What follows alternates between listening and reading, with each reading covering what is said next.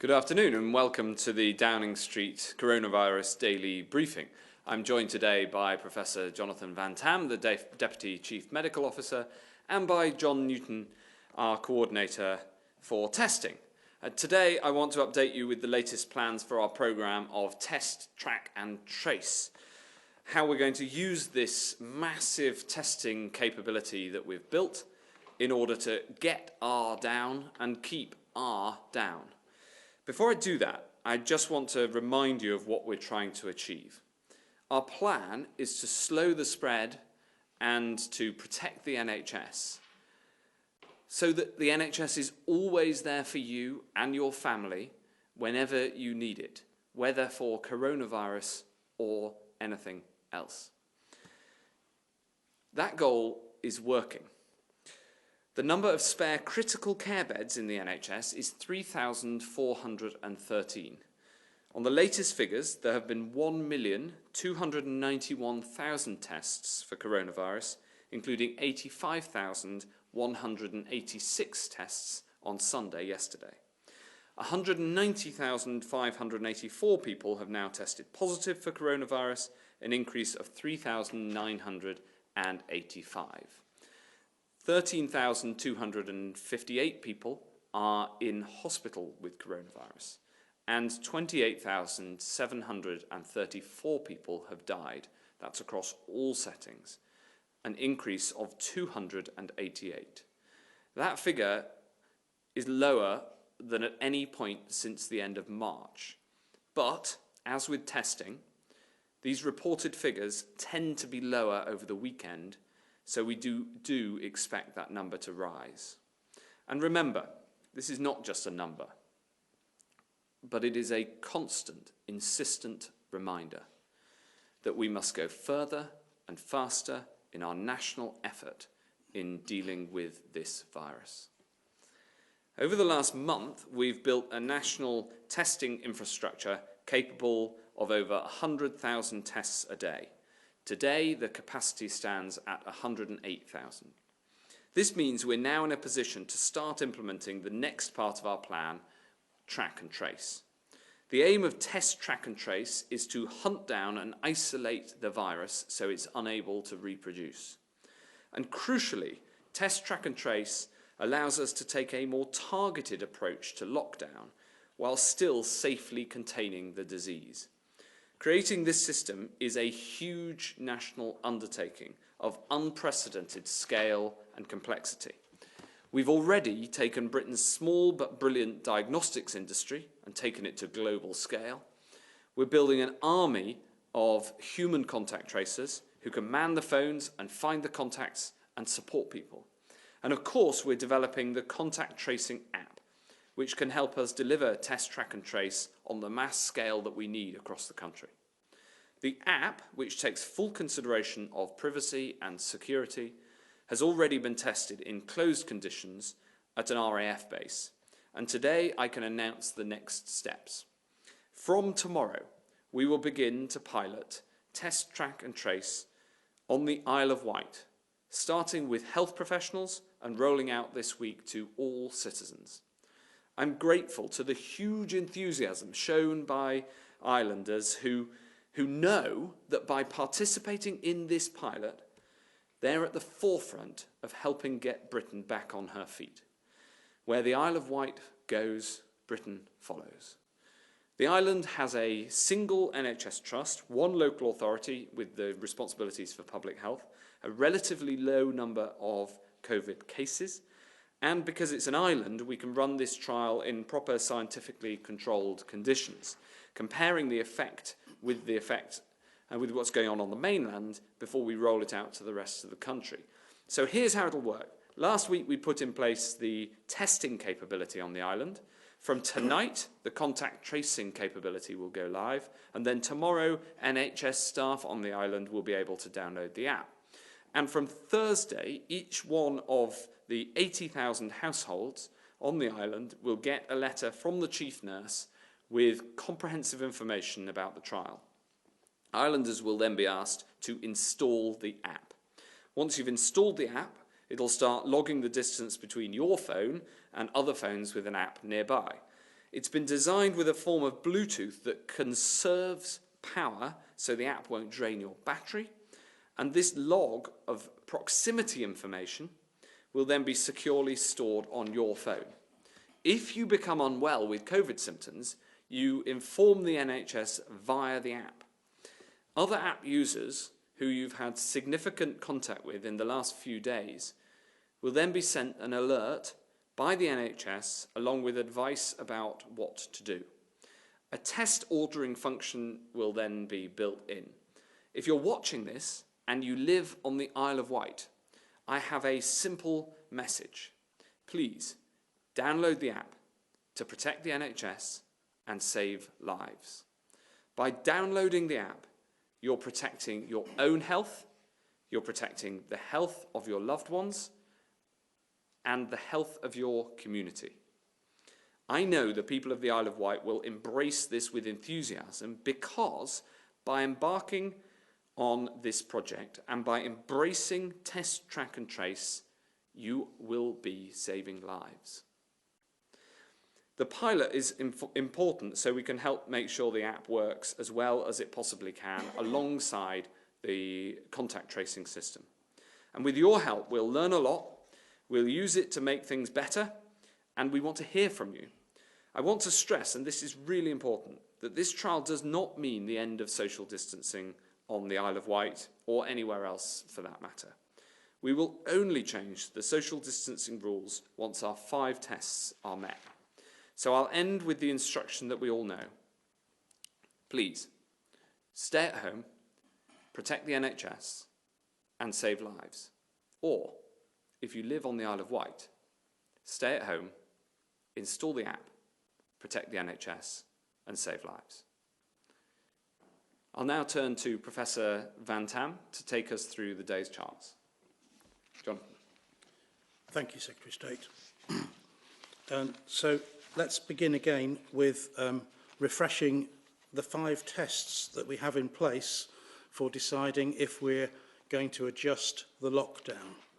The first is around NHS capacity, and we're in a good position on that one.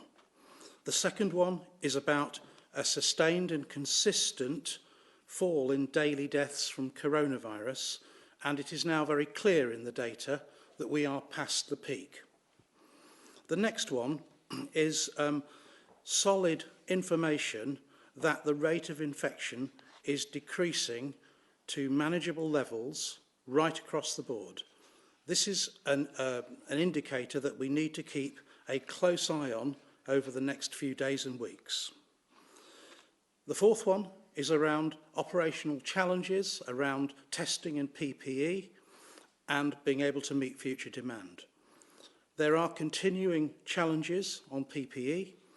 It is an absolute priority to continue pushing on this to get it right in the long run. But of course on testing, as you've heard from the Secretary of State, we're in a very good position. And finally, we have to be confident that the adjustments we contemplate are not going to risk a second peak of infections. And this is really a matter of deep scientific discussion, very, very close following and absorbing of the evidence, and one that we're keeping under detailed scientific review as the days and weeks go by. Next slide, please. Now, this slide actually shows search data of people looking at Apple Maps for directions over driving, over walking routes, or over using public transport. And it tells the same story as slides you have seen before about how since we announced these social distancing measures, the public continue to observe the instructions, to work with us, to work to protect the NHS and get case numbers down. And you can see very, very consistent trends over reduced searches for driving instructions, walking instructions and use of public transport. So we need to keep going. Let's keep going and continue to drop the curve further. Next slide, please. These are, this is a graph showing from the 6th of April through to the 4th of May, daily tests completed for coronavirus. And you can see on the right-hand side the latest data showing 85,000 tests completed on the 4th of May. Our capacity is 108,000 tests, and there is another lab opening next week. So this is all very encouraging. Tests are going up, people are using testing services more, and we are well within our capacity capability. Next slide, please. Now this slide shows new cases of coronavirus in the UK. From the 21st of March, you can see that obvious peak up to a high level in early April. And then you can see the pattern that has occurred in terms of new cases right up until the 4th of May. On this one, I have to say that new cases need to come down further. We have to continue to track this index, and we have to get cases lower. If you look to the next slide, please. Here we array the number of people in hospital with COVID-19 from the 17th of March through to the 3rd of May. And after peaks in the middle of April, you can see that in almost all areas now, there are steady but absolutely consistent declines occurring. Possibly in a small number of areas, the trend is somewhat flat, but overall, there are now steady declines in the number of people in hospital. This is good news. Following on, please, the next slide. Critical care beds, ICU beds.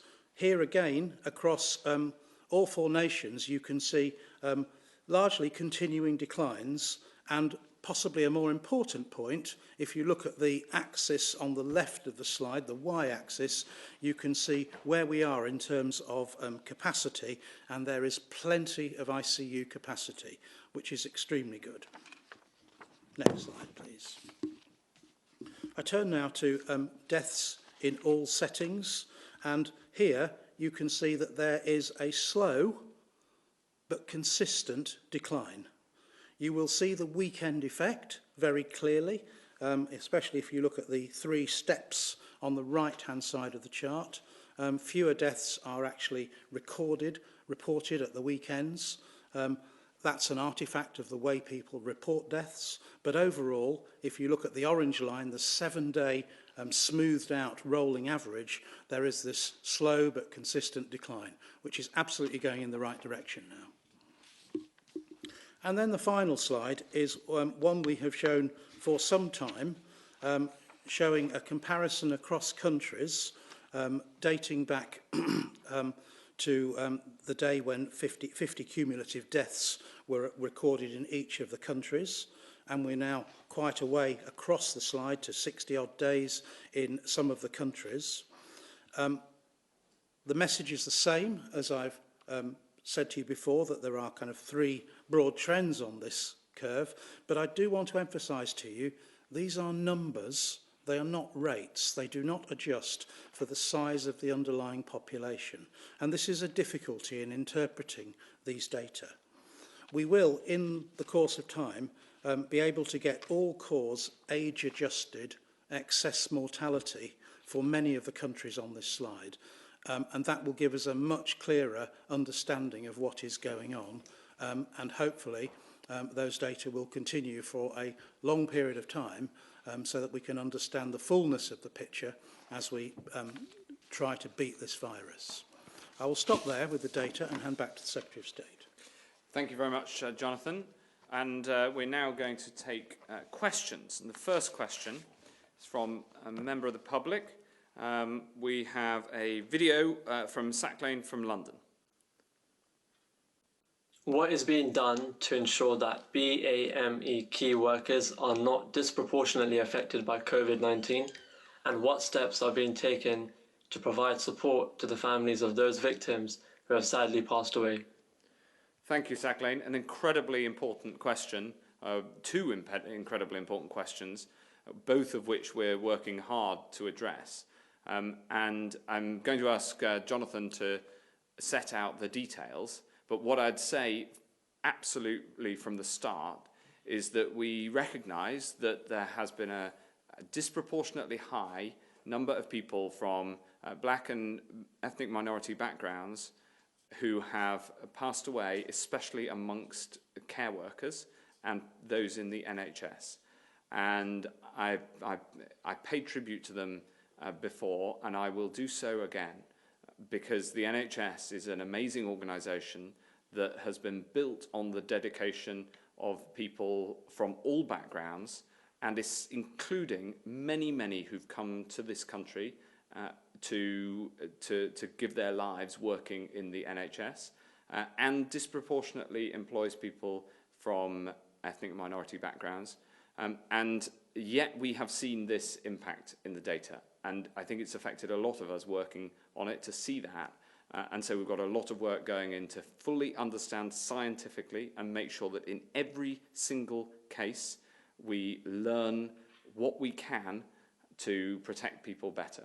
In terms of support for the families of those who've passed away, for those working in the NHS, we now have a programme of support that we've been able to put in place that is there for everybody who has is from a family where somebody has died whilst in service, including across pharmacy, across social care, and I think that's a really important thing for us to do, to recognise the sacrifice of those who put themselves at risk by going to work in this in what can be dangerous conditions, where they might be working with those who have COVID-19. Jonathan.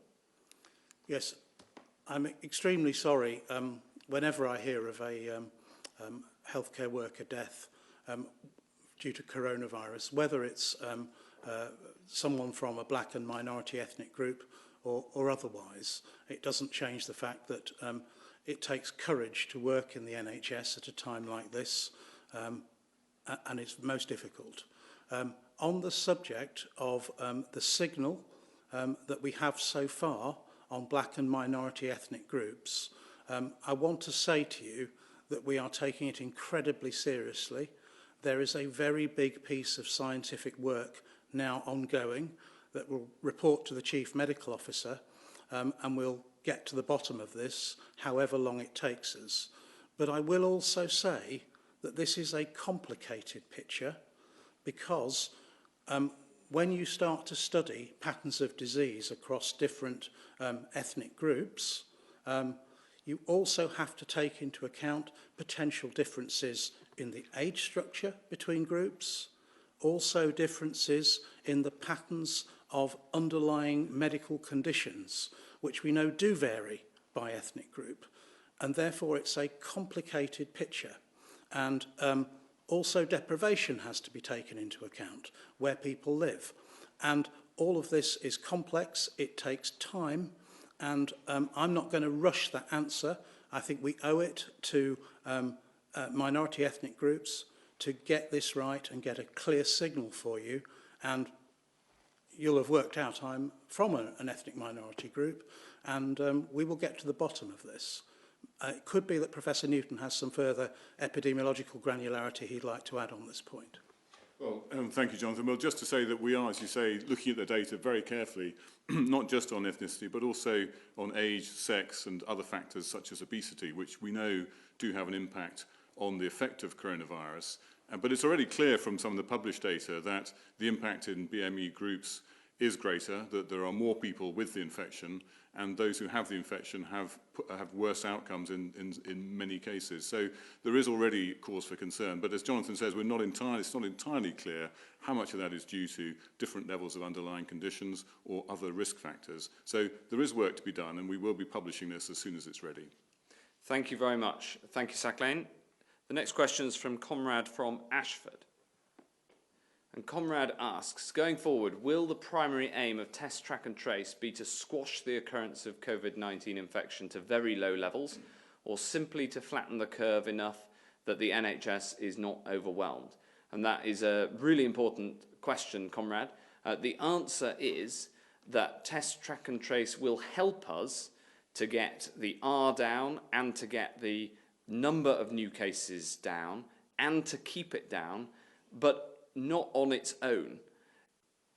It's primarily the social distancing measures that we've taken so far that have flattened the curve, and now we can see that the curve is going down from the presentation that Professor Van Tam just gave. The goal is to keep the number of new infections going down and bring in the test, track and trace at a point which we will do from tomorrow in the Isle of Wight and then rolling out to the rest of the country.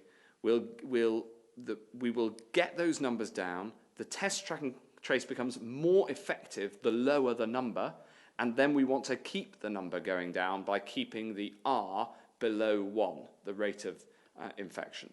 So it is not, our goal is not simply to flatten the curve, it is to get the occurrence of COVID-19 infections to very low levels, to be absolutely clear within your question that that is the answer. Thanks very much. We'll now take questions from the media. Hugh Pym from the BBC. Thank you very much. When will you have recruited your 18,000 contact tracers, and when will the full test, track and trace network be up and running? The aim is to have the whole thing up and running by the middle of this month. We're starting already. We've already started the recruitment. We have, of the 18,000, we have thousands already recruited, and we are making very rapid progress, not only in the recruitment, but also the training that's necessary, a short piece of training. And we have enough to get going on the Isle of Wight. In fact, they came on stream as of 5 o'clock this evening, so that's up and running now, and then to roll out across the country. But there's no magic around the 18,000 figure. That is the initial scale that we think is necessary. If it needs to be bigger, when we find out from the ONS survey that's in the field at the moment what the prevalence of the disease is, the number of new cases per day actually out there rather than that we find through positive tests, then we'll adjust that figure. That's the initial goal, but it'll be up and running by the middle of the month. Can I ask one more? Of course. On business, some businesses will be required to have PPE for their staff. Where will they procure it, and will they be in competition with the NHS? Well, this is a really important question when we consider changes to the social distancing measures, the wider impact of changes to social distancing measures, including, for instance, on PPE. And the first call on PPE must go to the NHS and social care and those other essential services who need it to keep the people delivering those services safe. And so that is something that we take into account. It's in our 5 tests, but it is something that we're working very hard on now. Of course, it's our job in running the health and social care system to ensure that those areas and the other public services have PPE, and there's a worldwide shortage, as you say. So we do need to take that into consideration before making changes, and that's why it's one of the 5 tests. Thanks very much. Tom Clark from ITV. Thank you, Secretary of State. The most successful contact tracing efforts around the world, like those in Vietnam, South Korea, Singapore, were only partly reliant on mobile phone technology in order to work. They were more reliant on large numbers of volunteers at the community level going out to track down and trace cases at huge scale. Has the government ensured this capacity is in place in the UK, or are we putting too much faith in call centres and in untested digital technologies, helpful though they may be? It's a really important point, and I agree with the point in the question, which is that it isn't just about the technology and the people in call centres, it's also about citizens acting in the right way. acting in the right way to download the app, because that protects you and protects your family and protects the NHS, but also acting in the right way to do contact tracing yourself. John. Yeah, so Tom, it's a really good point, well made. The app is very exciting, and the app adds something extra. It adds an automated response that can be almost immediate. But as you say, the program that we're putting in place is an integrated program with the app, but also with contact tracing driven by testing. So access to testing partly through the app, but also other routes to a test. And then the test result backed up by contact tracing driven by public health professionals. At one level, we've got Public Health England, but also a lot of experience on the ground with directors of public health and local authorities, environmental health officers, who are very expert in this. Exactly as you say, shoe leather epidemiology, out on the streets, finding contacts. But even actually what people call traditional contact tracing isn't very traditional anymore. It's quite highly technical. So we've developed a web-based support, the Contact Tracing and Advisory Service, which has been ramped up to support this. And there's also another line of defence through the telephone call centre. So it's a multi-layered approach. And one of the points of the Isle of Wight test pilot is to try and see how those different elements integrate together to support each other. So it's a very good point. We are learning from the best practice around the world, but we also have something to offer in the UK as well, because we've been doing this for a long time. Thanks, Tom. I hope that answers your question. Yes, and may I have a quick follow-up question?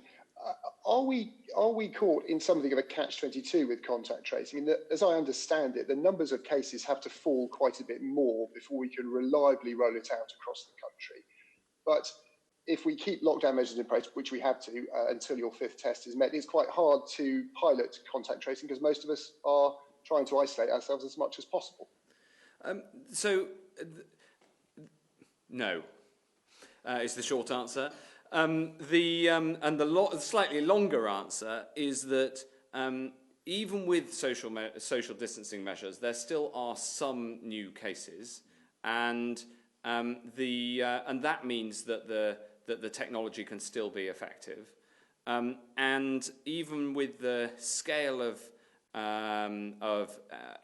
new cases across the country, contact tracing can still have an impact, and the app will still be highly effective. It's just more effective the fewer the number of new cases.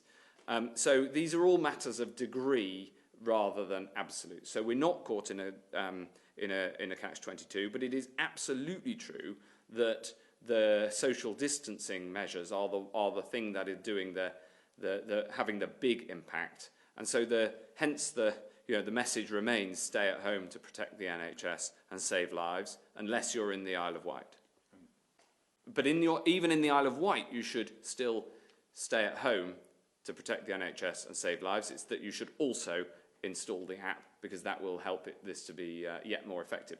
One final point on this, which is the Isle of Wight has a slightly lower rate of new COVID infections than some other places in the country, and therefore actually that makes it a good place to test this. Not only is it good because it will help the Isle of Wight, but it is also good because it has that slightly lower number of new infections. Those lockdown measures until contact tracing is up and running across the country? No, the two aren't necessarily linked like that. We haven't said that we can't make changes before it's up and running. It's just that the test, track and trace system will help us to get R down and hold R down, and the lower the number of new cases, the more effective it will be. But we haven't made a concrete link that your question drew between having this system in place nationally and making changes to the social distancing measures. There isn't a necessary link between the two. They're just they do work in tandem. The next question is from Oliver Dyer from Isle of Wight Radio. Evening all. In a poll that Isle of Wight Radio ran today, 80% of our listeners said they would install this new app. But the island has a higher than average elderly population who fall into the government's vulnerable category. How are you expecting those who don't have a smartphone or can't use that technology, be it on the island or across the country, to get behind this? And with that in mind, considering the island has an elderly population, one of the questions our listeners want to know is why the island's been chosen over other UK islands or locations. So, look, that's a great set of questions, Oliver, and I'm really, really pleased to hear that 80% of people said that they would download the app. Because the more people who download the app, the more effective it's going to be, because you need two people having downloaded the app for it to be effective, for one to be able to tell the other that they've been in close contact with somebody who's got symptoms of COVID-19. So I'm really pleased that the people of the Isle of Wight have responded today in this way. I had a feeling that they would, and I'm really glad that they have. But partly because of the challenges that you set out, that not everybody has a smartphone, that's another reason actually to test it in the Isle of Wight, because if we tested it somewhere where it would be easy, we wouldn't find as many of the challenges, rather than testing it somewhere where you've got to have the technology, but you've got to have the human contact tracing as well. They go hand in hand. They help each other, and so that is actually one of the things we thought about before choosing the Isle of Wight as the place to go first. John, do you want to answer? Yeah, thank you. I mean, I think the Isle of Wight is an ideal place to do this. It's quite a large population, and there is a benefit in the fact that travel on and off the island is relatively restricted. The ferries are there, but they're running relatively infrequently. So it is an ideal place to look at the epidemiology and see the impact. And it's also, I used to be the Regional Director of Public Health for South Central, including the Isle of Wight. I know that the island is very well equipped to respond to things like this. It's a very coherent group. We've had tremendous support from the local authority, from the NHS, from the local MP, and like everybody else, I think it's going to be a great success as a pilot. Your point about elderly people, I think we shouldn't make assumptions. I mean, there are quite a lot of elderly people who are extremely tech savvy and quite happy to use smartphones, but we've also recognised that there are other ways of doing contact tracing. So, as I mentioned, we've built in a number of routes, so people don't have to have the app in order to benefit. But of course, we will all benefit if the app and the contact tracing drives down the infection rate. It drives down the infection rate for everybody. And I think the third point to say is that the people who are most mobile and most likely to be out bumping into each other are also the people who are probably most likely to be using smartphones. So I think all in all, we think it's a strong programme, and we're looking forward to see how it works in the Isle of Wight. And that survey is extremely encouraging, so thank you. Does that answer your questions, Oliver? It does, yeah. Am I allowed one more follow-up? Go ahead. Fantastic. So obviously, whilst a lot of people, a lot of Isle of Wight radio listeners in particular, have been positive about the app, there are some concerns that the lockdown measures could be lifted here early to form part of that trial. Could lockdown on the Isle of Wight be lifted earlier than the rest of the UK? And if so, is it safe to do so?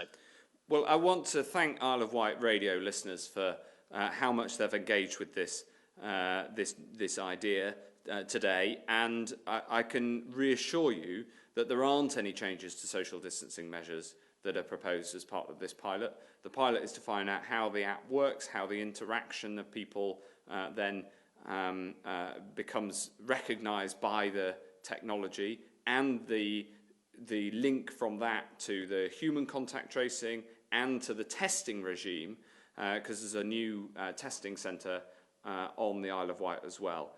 So there aren't changes. Our proposals are that changes to the social distancing will only take place when the 5 tests are met, and that's nationally rather than the Isle of Wight having any differences in that part to the rest of the country. Thanks very much indeed, Oliver. Joe Murphy from the Evening Standard. Good afternoon. Can I ask the scientists, how has your understanding of immunity developed over the last month or so?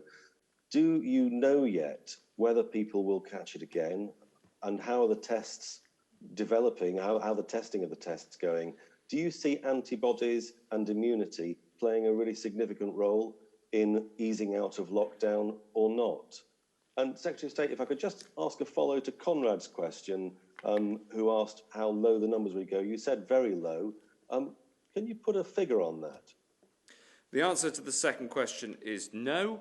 And the answer to the first question is, I'll say a little, and then I'll ask both scientists to come in, John on the testing and JVT on the science of immunity. What I'd say is that antibody testing is incredibly important. We have antibody tests in the field at the moment. They're being used for surveys. They are lab-based rather than the automatic response tests that we looked into in great detail a month or so ago, but then none of them were effective enough to be used for clinical reasons, but they can still be used for surveys. So we have surveys in the field, both with the stick tests and also with lab-based serology, which detects antibodies. So we will be getting estimates soon of the proportion of the population who have the antibodies. The test for whether the antibodies are there, the effect of the antibodies on your risk to catching or transmitting coronavirus in the future is the next important step in that, and the science on that has been rapidly developing, and I'll ask JVT to update on that. Yes, thank you for the question. So on antibodies, one of the things we want to know is when you've had COVID-19 infection, do you get antibodies? Do they protect you against further instances of the same illness? And how long are they going to protect you for? So that's kind of three questions, really. So let's chop this up into three answers. And the first answer is, the first thing we wanted to know was, once you've had confirmed COVID-19 infection, do you get antibodies? And one of the things that we've been interested in and want to do is call people back who've had COVID-19 for sure and who've recovered, to ask them if they'll begin to take part in a programme we're starting to get plasma containing antibodies and use it for treatment in the future in trials to understand if it's going to work and save lives. And the good news on that is that that programme has started, and the overwhelming majority of people so far called back who've had definite COVID-19 infection have got antibodies in their bloodstream, which is a good news thing. So those antibodies take different times in different people to develop, but by and large the signal is that people get antibodies. The next question is, do those antibodies protect you from further infections? And we just haven't had this disease around on the planet in humans for long enough to know the answers to that with any surety. And that's a piece of science that we will just have to follow a bit longer. I hope the answer is yes, but I think it's one where we have to be much clearer before we can take that responsibility of giving you a very clear answer on that. And then the final piece is, how long will the antibodies last? And we do know that for other normal coronaviruses, if that's the right word, the ones that are a couple of viruses that, together with many others, cause what we'd call the common cold, that those antibodies don't persist necessarily for years and years and years. Now, it doesn't follow that that's going to be the case with COVID-19. We do not know at this point. We will have to simply follow people who've recovered and test them repeatedly until we have an understanding of how long antibodies last and how long they protect for. But there is an absolutely massive piece of work now underway, multiple studies to look for antibodies in different populations in the UK, and indeed to follow some people who've recovered for long periods of time into the future, at least a couple of years.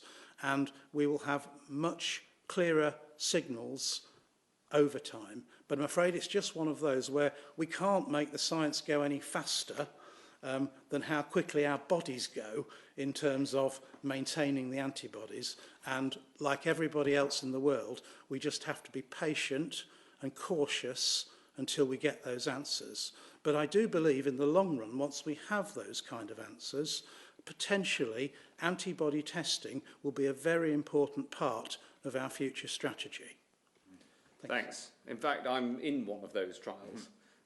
So because I was tested positive, and now I have fairly regularly, somebody comes and takes blood to ensure that, to test whether I have antibodies, and then also to test whether I get it again, because we have surveys in the field right now to test if people with antibodies then catch the disease, which is an absolutely critical fact that will then determine policy over what we say people with antibodies who've tested positive on an antibody test can do, and which is, at the moment, we don't yet have the science to make those policy decisions, but it'll be absolutely critical. John, did you have anything to add on the testing? Just briefly on the testing, there's been really very good progress on the antibody test. There are at least 2 large commercial organisations who've developed good lab-based antibody tests, which we're currently evaluating, but also people looking at ways of doing antibody tests close to the person, the patient, and there are a number of options there, including a saliva test. And all of these options are looking quite promising and being evaluated. So I think in general, we can say, as we thought, that there would be antibody tests available when we needed them, and they will support also our contact tracing programme and strategy later on. Fantastic. A follow-up. If I may, Secretary of State, and thank you all 3 for very informative answers there. Secretary of State, life's full of risks, and this is all about balance of risks. You're somebody who's probably got antibodies. Would you feel happy going into a crowded room? Not yet. Not yet. I very much hope that the science shows that the people with antibodies who tested positive for having antibodies have a low risk of transmitting the disease and a low risk of catching it. Both are important, because low risk of catching it to protect me, low risk of transmitting it to protect others. I very much hope that that's where the science comes out. That is true of most coronaviruses. But we've got to make sure that we've got the science, because until we know that's the case, we can't be sure of it. We can't base a policy decision on it, and I can't be comfortable doing what you mentioned in the question, because that might simply trigger a rise in the number of infections if the science turns out to be wrong. And there are so many novel things about this coronavirus. There are so many things that are different to the 6 existing coronaviruses, that we do have to test this and not base our assumptions on how other coronaviruses behave. Because we don't want to take the risk of assuming this coronavirus behaves like other coronaviruses before saying and taking a policy decision that people with antibodies are lower risk. But if the science concludes that they are, then we'll take decisions on that basis.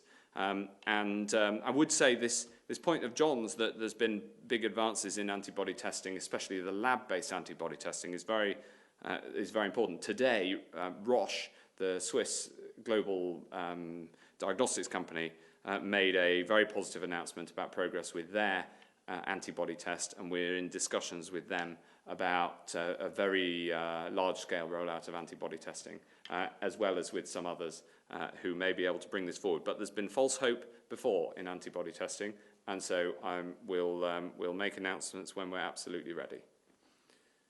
Thanks very much, Joe. Paul Waugh from the Huffington Post.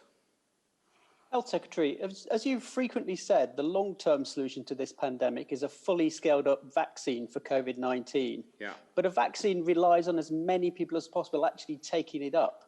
Now, you told HuffPost last year, and I quote, "There's a very strong argument for having compulsory vaccinations for children for when they go to school, because otherwise they're putting other children at risk." Would that apply to a COVID vaccine as well as to MMR and other vaccines? And what are the measures you're looking at to ensure as many adults and children take up the new vaccine when it's available? And if I can, to Professor Van Tam, can I ask you what you've made of the early academic research done in Harvard, Germany, and even Cambridge that suggests high levels of air pollution may be one of the most important contributors to the clustering of deaths from COVID-19? Is SAGE looking at that or going to look at that? Thanks, Paul. Two very good questions. On the vaccine, the first and most important thing is that we support the development of the vaccine, and you'll have seen the Prime Minister's excellent announcement today, and then that we also do the work to ensure that people can get access to the vaccine, starting with those who are most vulnerable. On the question of whether to make it compulsory, I think that the extent of the public's reaction to following the lockdown shows that we will be able to achieve very, very high levels of vaccination without taking that step. And so our task is to ensure that it is, in the first instance, we support the science as much as possible, because we can't assume there'll be a vaccine. There is no coronavirus vaccine yet. For any of the existing coronaviruses, and this is uncertain science. But whilst I don't rule anything out, we're proceeding on the basis that just such a huge proportion of the population are going to take this up because of the obvious benefits to individuals and their families and their communities and indeed the whole nation, that there'll be enormous demand for it as and when the science is safe to proceed.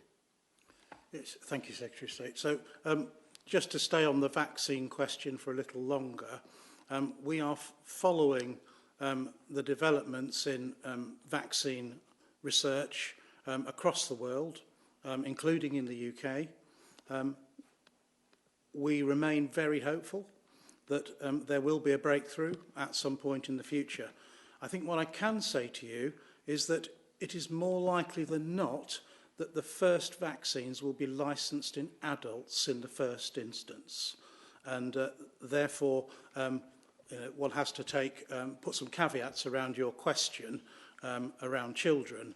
And the other thing to say is that so far the epidemiological evidence is not showing us that there is a massive burden of disease or burden of mortality in children. It is actually completely at the other end of the scale.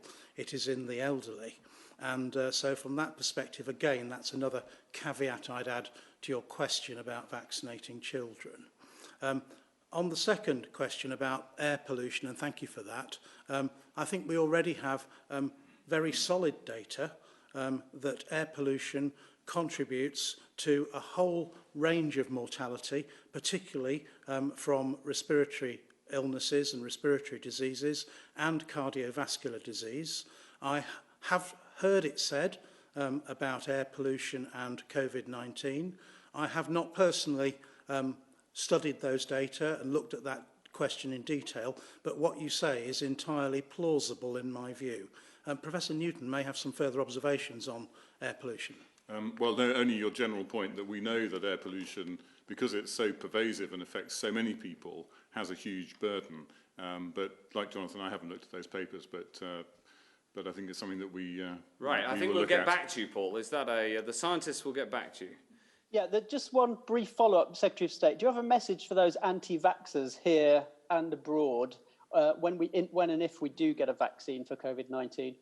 Well, I think there has been no greater demonstration in modern history that vaccines save lives than the need for a vaccine to save lives and to get the world going again following the outbreak of COVID-19. And we will only license a vaccine when it is both effective and safe, and when the independent regulators, if and when the independent regulators license a vaccine in this country, they will do so knowing that it is safe, and everybody should follow that. Everybody should follow that advice. Thanks very much. Finally, we're going to go to Louise Hill from the Isle of Wight County Press. Thank you, Mr. Secretary. As local democracy reporter on the Isle of Wight, I have seen a mixed reaction to the app, but a main concern that keeps occurring is whether you can assure island residents who are wary of using the app and this technology that their data will be kept fully protected and private throughout this trial and going forward, and the government will be fully transparent with islanders about the way this app works. Yes, absolutely. This is an incredibly important question. I was very glad to hear from Oliver from Isle of Wight Radio that on his initial survey there was a very high degree of support for the app and for downloading it. But the app has been designed with privacy and security front of mind. It's been signed off by the National Cyber Security Centre, who've been involved in its development. And I want to thank them and pay tribute to the work that they've done in ensuring that the privacy and cyber security is strong. The data is stored on an individual's phone, not by the NHS, until somebody finds that they've got symptoms, and then they need a test, and so they need to connect to the NHS, and then the NHS needs to contact those who you've been in contact with. And so this has the highest level of privacy built in to make sure that we can both reassure people in terms of privacy, but also that it can be effective and save lives. I don't know if you've got anything to add on that. Exactly right, Secretary. But just to be absolutely clear, the app itself doesn't hold any personal information. It just has information about the phone, where it was, which other phones it's been in contact with, but only using anonymised, randomly generated numbers. And those are the data that are collated. So no personal information is contained by the app or generated by the app. As Secretary said, the only personal information used is when somebody approaches the NHS to have a test or to have their contact traced. So it's a very safe use of data, and people really should feel very reassured by all the precautions that have been taken. Thanks very much indeed. Thank you from the island. Have you got a follow-up? You've got it. Sorry, yes, please. Not at all. So as you said earlier, we're told the lockdown won't be eased on the island as part of the rollout of this app. Does that means people are already either at home or making very limited trips, and as the app is predominantly aimed at the island's key workers, will that guarantee enough useful data for the app going forward? Well, this is a really important question that we thought about when selecting where to trial it. Because there's a busy hospital on the island, and there's other key workers, including those who work for the council, for instance, and in the other services, right across the board, there are interactions and there are new cases on the island, and so we think that it will be effective and it will be an effective place to pilot. But also, we think that the test, track and trace system as a whole will be more effective when there are fewer new cases, because then when you do find a new case, we can really support that person, find out who they've been in contact with, and then contact all of those people. And it's quite a, we can put quite a lot of effort and support into then trying to stop that case from spreading any further. So actually, the test, track and trace system as a whole will be more effective when there's fewer cases, and currently there are fewer cases on the island than there are in the rest of the country. Thank you very much indeed. Thanks for all the questions from the public, from the national media, from the Isle of Wight, and I'm very grateful for this opportunity to have set out these details of our test, track and trace programme, and look forward to seeing you again from here in Downing Street very soon. Thanks very much.